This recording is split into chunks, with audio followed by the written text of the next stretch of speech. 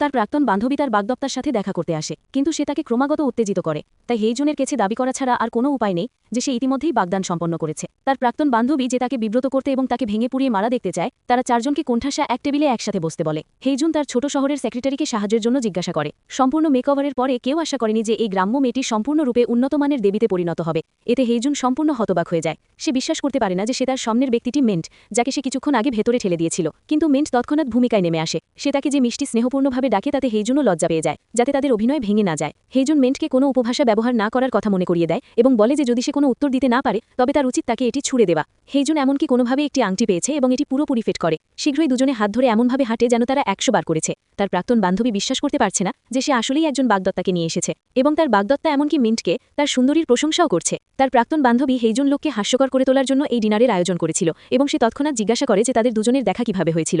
Mint ইচ্ছাকৃতভাবে লাজুক হয়ে হেইজুনের কাছে প্রশ্নটি পৌঁছে দেয়। হেইজুন বলে যে এটি প্রথম দর্শনে প্রেম ছিল এবং সে তাকে খুব তাড়া করে। তারপর তার প্রাক্তন বান্ধবী ঝাপসা করে বলে যে তাদের বিচ্ছেদের মাত্র 10 দিন পরে তার বর্তমান বাগদত্তার সাথে তার দেখা হয়েছিল।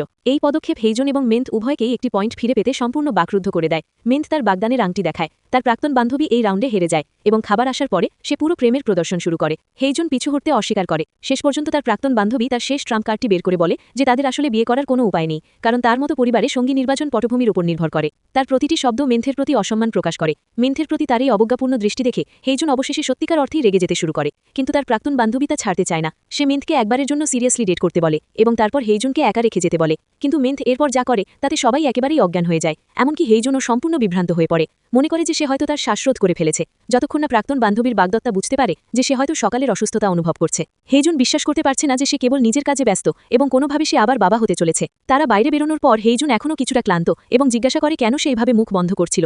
মিন্স চিৎকার করে বলে যে এটাই ছিল তার প্রাক্তন বান্ধবীকে সত্যিকার অর্থে পরাজিত করার একমাত্র উপায়।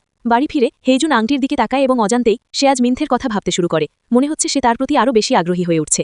দ্বিতীয় অংশের জন্য ভিডিওটি লাইক, শেয়ার এবং চ্যানেলটি সাবস্ক্রাইব করুন অথবা পেজটিকে ফলো করুন।